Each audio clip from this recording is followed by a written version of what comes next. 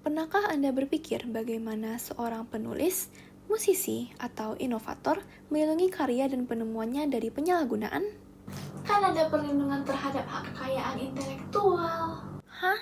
Apa itu hak kekayaan intelektual? Halo, saya Kalista Aurelia Lowell dengan NIM 0000117507 akan menjelaskan secara mendetail mengenai apa itu intellectual property rights, jenis-jenisnya, dan juga contoh-contohnya, seberapa penting intellectual property rights dan juga manfaatnya. Selamat menyaksikan! Intellectual property rights adalah hak yang melindungi karya-karya yang tercipta dari kemampuan intelektual manusia dalam bidang seni, ilmu pengetahuan, dan teknologi, serta sastra.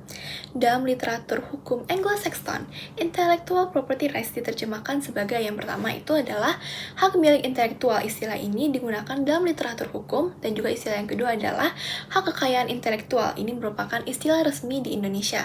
Perbedaannya hanya terletak pada terjemahan kata properti, tetapi keduanya memiliki makna yang saling berkaitan.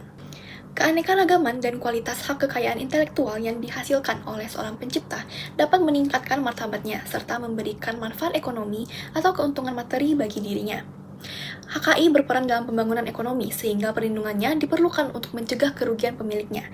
Perlindungan ini juga mendorong persaingan sehat serta investasi dan ahli teknologi. Nah, kalau begitu, pasti timbul pertanyaan di benak Anda, apakah ada badan khusus yang menangani intellectual property rights? Jawabannya tentu saja ada. Pertama, ada organisasi internasional yang bernama WIPO atau World Intellectual Property Organization.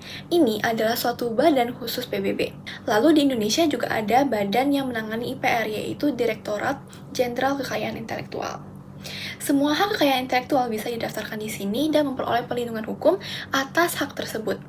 Hak kekayaan intelektual adalah hak kebendaan imaterial yang melekat pada hasil kreativitas manusia, terdiri dari hak cipta dan juga hak milik industri.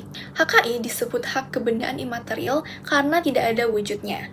Hak tersebut tidak dapat dilihat dan juga tidak dapat diraba. Dalam hukum, HKI bersifat absolut, memberikan hak eksklusif kepada pemegangnya untuk memonopoli penggunaan dalam jangka waktu tertentu. HKI dapat dialihkan karena bersifat, yang pertama, benda bergerak tidak berwujud, yang kedua, dapat dibagi, dan yang ketiga, tidak dapat disita. Berikut adalah skema dari jenis-jenis HKI. Nah, secara umum, HKI terbagi menjadi dua jenis, yakni individual dan komunal. Pada video ini, saya akan menjelaskan jenis yang individual atau jenis HKI yang dimiliki perseorangan, individu, industri, atau badan hukum, khususnya mengenai hak cipta, hak merek, hak paten, dan hak desain industri. Pertama, saya akan membahas mengenai hak cipta. Hak cipta adalah hak eksklusif pencipta dan juga pemegang hak cipta atas karyanya untuk mengumumkan, memperbanyak, dan memberi izin pemanfaatan sesuai dengan Undang-Undang Nomor 28 Tahun 2014. Hak ini melindungi karya di bidang seni, sastra, ilmu pengetahuan, serta mencegah penyalahgunaan yang merugikan pencipta. Hak cipta mencakup 3 unsur utama, yaitu pencipta yang merupakan individu atau badan hukum yang menciptakan karya, lalu ada ciptaan, yaitu adalah hasil karya dengan keunikannya sendiri, lalu yang ketiga ada pemegang hak cipta, pencipta atau pihak yang menerima hak tersebut. Hak cipta dapat dialihkan melalui pewarisan, hibah, dan juga perjanjian, tetapi tidak dapat disita kecuali diperoleh secara melanggar hukum. Jika pencipta meninggal sebelum mengumumkan karyanya, hak cipta beralih ke ahli waris. Dua hak utama dalam hak cipta adalah hak moral dan juga hak ekonomi. Hak moral merupakan hak yang melekat selamanya pada pencipta, seperti pengakuan nama dan larangan perubahan tanpa izin. Lalu hak ekonomi adalah hak untuk memanfaatkan karya secara komersial yang bisa dialihkan kepada pihak lain. Perlindungan hak cipta berlaku otomatis sejak karya diwujudkan dalam bentuk nyata, tetapi pencatatan di DJKI dianjurkan untuk dokumentasi. Masa perlindungan bervariasi, bisa dilihat di penjelasan berikut ini. Pasal 18 Undang-Undang Nomor 28 Tahun 2014 menyatakan bahwa hak cipta atas karya tulis dan musik yang dialihkan tanpa batas waktu akan kembali ke pencipta setelah 25 tahun. Pelanggaran hak cipta dapat dikenai sanksi maksimal 10 tahun penjara dan denda hingga 4 miliar rupiah. Selanjutnya adalah hak merek. Berdasarkan Undang-Undang Nomor 20 Tahun 2016 tentang merek, merek adalah tanda yang berupa gambar, nama, kata, huruf-huruf, angka-angka, susunan warna, atau kombinasi dari unsur-unsur tersebut yang memiliki daya pembeda dan digunakan dalam kegiatan perdagangan barang atau jasa. Pemilik merek terdaftar mendapat hak eksklusif untuk menggunakan dan memberi izin kepada pihak lain. Fungsi merek adalah sebagai pembeda produk, menjamin reputasi dan kualitas, sarana promosi, dan juga mendukung investasi.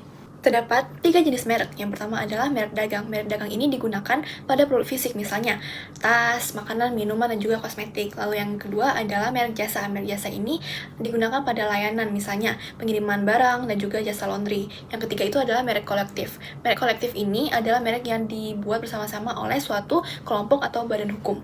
Pendaftaran merek dilakukan di DJKI untuk melindungi kepemilikan dan menghindari konflik. Terdapat 2 sistem pendaftaran. Yang pertama adalah konstitutif, yaitu hak yang diberikan kepada pendaftar pertama atau first to file. Lalu yang kedua adalah deklaratif, hak yang diberikan kepada pemakai pertama atau first to use. Tetapi yang first to use ini kurang memberikan kepastian hukum. Terdapat pula cara pendaftaran merek, yaitu mudah dibaca, ditulis, dan juga diingat, tidak mengandung unsur negatif, dan tidak mirip dengan merek lain. Kita harus memeriksanya terlebih dahulu di laman resmi. Merek-merek ini bisa ditolak pendaftarannya. Ada penolakan absolut, yaitu melanggar norma, tidak memiliki ciri pembeda, dan sudah menjadi hak publik. Lalu ada juga penolakan relatif, yaitu yang mirip dengan merek terdaftar, meniru simbol negara, dan juga menyerupai hak cipta. Nah, contoh merek yang ditolak adalah misalnya, kamu ingin mendaftarkan produk Hermes. Kalau kamu memberikan merek ini namanya itu Hermes juga, itu akan ditolak karena tidak boleh sama dengan nama produk yang kamu ingin daftarkan. Jadi kalau ini kan dia buatnya Grace and Glow, itu boleh. Lalu jangan buat yang kayak terlalu rumit gitu, kayak misalnya ada tanda pagar, ada tanda seru, tanda tanya, itu terlalu rumit, buat aja yang sederhana. Lalu setelah itu, jangan menggunakan simbol yang udah menjadi hak publik, misalnya tanda P dicoret, itu kan artinya tidak boleh parkir. Nah, jangan menggunakan tanda-tanda seperti itu. Lalu masa perlindungan merek adalah selama 10 tahun dan dapat diperpanjang. Pelanggaran merek dapat dikenai sanksi pidana atau perdata, tergantung kebijakan hukum di masing-masing negara. Kalau di Indonesia, melanggar hak merek dapat berakibat sanksi pidana berupa penjara maksimal 5 tahun dan atau denda hingga 2 miliar rupiah, sesuai dengan Undang-Undang Nomor 20 Tahun 2016 tentang merek dan indikasi geografis. Selanjutnya adalah hak paten. Berdasarkan Undang-Undang Nomor 13 Tahun 2016, hak paten didefinisikan sebagai hak eksklusif yang diberikan oleh negara kepada inventor atas hasil invensinya atau ide inventor di bidang teknologi yang untuk selama waktu tertentu melaksanakan sendiri invensinya tersebut kepada pihak lain untuk melaksanakannya. Hak paten melindungi inventor dengan memberikan hak eksklusif atas penciptaannya, mencegah pihak lain menggunakannya tanpa izin. Paten berlaku untuk inovasi di bidang teknologi dengan syarat, yang pertama, baru atau novelty, belum pernah dipublikasikan atau digunakan sebelumnya, lalu mengandung langkah inventif, yaitu memiliki ciri khas yang unik. Yang ketiga, dapat diterapkan dalam industri, bisa diproduksi atau digunakan secara praktis. Suatu invensi tidak dapat didaftarkan hak patennya apabila tidak memiliki kreasi estetika, konsep, metode bisnis, atau teori ilmiah, lalu produk atau prosesnya yang melanggar hukum dan moral, serta metode medis atau makhluk hidup kecuali amuba. Terdapat 2 jenis paten, yaitu paten biasa dan juga paten sederhana. Paten biasa adalah inovasi baru di bidang teknologi yang mendapatkan perlindungan selama 20 tahun. Sedangkan paten sederhana itu adalah pengembangan dari teknologi yang sudah ada. Perlindungannya itu adalah selama 10 tahun. Nah, sanksi pelanggaran untuk paten biasa itu maksimal 4 tahun penjara dan denda 1 miliar rupiah. Sementara paten sederhana itu adalah maksimal 2 tahun penjara dan juga denda 500 juta rupiah. Jika berdampak pada kesehatan atau lingkungan, maka maksimal 7 tahun penjara dan juga 2 miliar rupiah. Apabila menyebabkan kematian, maka pelaku akan mendapatkan tindak pidana maksimal 10 tahun penjara dan juga denda 3,5 miliar rupiah. Sekarang saya akan membahas mengenai hak desain industri. Perlindungan terhadap hak desain industri dimulai sejak Konvensi Paris 1883. Berdasarkan Undang-Undang Nomor 13 Tahun 2000, desain industri adalah suatu kreasi tentang bentuk, konfigurasi atau komposisi, garis atau warna, atau garis dan warna, atau gabungan daripadanya yang berbentuk 3 dimensi atau 2 dimensi yang memberikan kesan estetis dan dapat diwujudkan dalam pola 3 dimensi atau 2 dimensi, serta dapat dipakai untuk menghasilkan suatu produk, barang, komoditas industri, atau kerajinan tangan. Tujuan dari perlindungan desain industri adalah untuk meningkatkan nilai komersial produk melalui estetika, mencegah penggunaan tanpa izin oleh pihak lain, mendorong kreativitas dalam pengembangan produk, dan mendukung industri dan ekonomi kreatif. Terdapat 4 elemen dalam desain industri. Yang pertama adalah bentuk, yang merupakan wujud 3 dimensi yang memiliki dimensi panjang, tinggi, dan juga lebar. Lalu yang kedua adalah konfigurasi. Konfigurasi merupakan ornamen yang berperan sebagai elemen estetika dalam desain industri seperti pahatan, relief, dan juga ukiran. Lalu yang ketiga adalah komposisi. Komposisi ini mengacu pada pola tambahan berbentuk elemen dua dimensi dengan panjang dan lebar yang berfungsi sebagai unsur estetis yang melekat pada bentuk seperti kombinasi warna ataupun sketsa. Lalu yang keempat adalah gabungan, mencakup kombinasi antara elemen dua dimensi dan juga tiga dimensi yang dapat berupa perpaduan antara bentuk, konfigurasi, dan juga komposisi atau hanya kombinasi dari dua di antaranya saja. Syarat dari pendaftaran desain industri yaitu harus baru, tidak melanggar hukum, ketertiban umum, dan juga moral. Lalu, pendaftaran ini menggunakan sistem first to file yang artinya hanya desain yang didaftarkan yang mendapatkan perlindungan hukum. Pemilik desain bisa individu, kelompok, atau pemberi kerja. Masa perlindungan dari desain industri adalah 10 tahun semenjak tanggal pendaftaran. Lisensi merupakan hak penggunaan yang bisa diberikan kepada pihak lain, tetapi kepemilikannya tetap pada pemegang hak. Nah, hak ini dapat dialihkan melalui pewarisan, hibah, atau perjanjian tertulis. Sanksi pelanggaran terhadap pihak yang tanpa izin membuat, memakai, atau mengedarkan desain industri yang dilindungi dapat dihukum maksimal 4 tahun penjara dan denda 300 juta rupiah. Ini berdasarkan Undang-Undang Nomor 31 Tahun 2000. Wah, sekarang aku sudah mengerti apa itu intellectual property rights. Namun, apakah itu penting dalam industri kreatif? Tentu saja, intellectual property rights atau hak kekayaan intelektual memiliki peran penting dalam melindungi inovasi dan kreativitas dengan memberikan hak eksklusif kepada pencipta serta mencegah pembajakan. Perlindungan hak HI tidak hanya meningkatkan daya saing bisnis, menarik investasi, dan menciptakan keunggulan di pasar, tetapi juga memberikan rasa aman bagi para pencipta karena hak mereka dijamin secara sah oleh hukum negara. Dengan adanya regulasi yang jelas, pemilik karya dapat lebih leluasa mengembangkan inovasi tanpa khawatir akan penyalahgunaan dan juga plagiarisme. Dan tanpa perlindungan yang memadai, seorang pencipta beresiko kehilangan hak atas karyanya, mengalami eksploitasi, atau bahkan terlibat dalam sengketa hukum yang merugikan. Oleh karena itu, sistem IPR yang kuat menjadi faktor utama dalam membangun industri berbasis inovasi serta pertumbuhan ekonomi dan perkembangan teknologi. Aku lupa bertanya, apa saja contoh dari hak-hak tersebut? Novel yang sedang kamu baca termasuk salah satunya. Hal yang sama berlaku pada karya sastra lainnya, sehingga tidak boleh disalin atau diterbitkan ulang tanpa izin dari penulis atau penerbit. Musik juga dilindungi oleh hak cipta. Jika ingin menggunakannya dalam video ataupun iklan, wajib izin atau bayar royalti ya. Hak merek dagang dan desain industri dari Indomie dilindungi. Slogan Big Orders, Bigger Deals termasuk hak merek. Handphone termasuk salah satu ciptaan di bidang teknologi yang dilindungi hak patennya. Handphone holder memiliki inovasi teknologi yang dapat dipatenkan. Tempat penyimpanan sendok dan garpu dapat dilindungi hak desain industri. Begitu pula tempat parfum, karena terdapat elemen desain industri di dalamnya.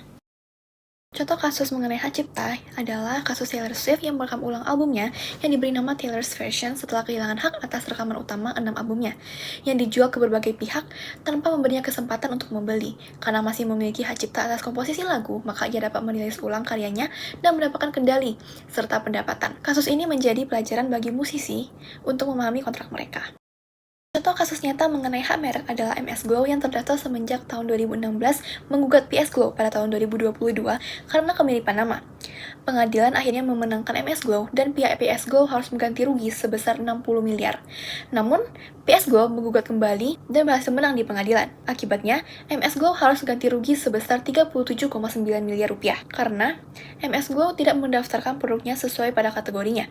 Kasus ini menekankan pentingnya pendaftaran merek yang tepat agar terhindar dari sengketa hukum akibat perbedaan interpretasi regulasi.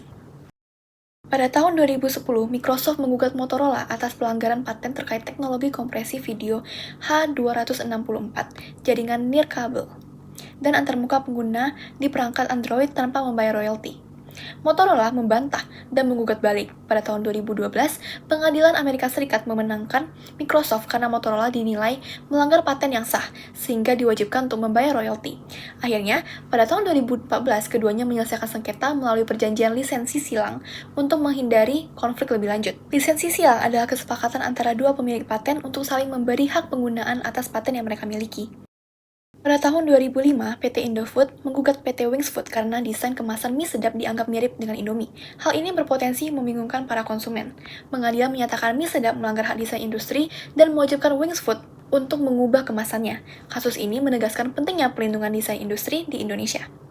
Bagi saya, seorang mahasiswi DKV yang nantinya akan berkutat dengan dunia desain, mempelajari intellectual property rights sangatlah penting. Pemahaman tentang kekayaan intelektual bukan hanya sekedar teori, tetapi juga memiliki dampak nyata dalam melindungi hak cipta, merek, desain, dan juga paten.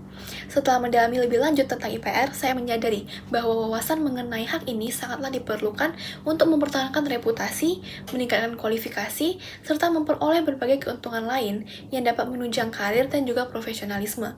Terlebih lagi, setelah menelusuri berbagai kasus pelanggaran hak kekayaan intelektual dan juga dampaknya, saya semakin menyadari betapa krusialnya penerapan IPR di dunia nyata. Kesadaran ini membuat saya lebih aware akan pentingnya perlindungan hukum terhadap karya dan inovasi agar tidak disalahgunakan oleh pihak yang tidak bertanggung jawab. Sebaliknya, kurangnya pemahaman mengenai HKI dapat menimbulkan berbagai kerugian, baik dari segi hukum, reputasi, maupun finansial. Sekian video mengenai penjelasan hak kekayaan intelektual, terlebih hak cipta, hak merek, hak paten, dan juga hak desain industri. Terima kasih telah menonton, semoga bermanfaat.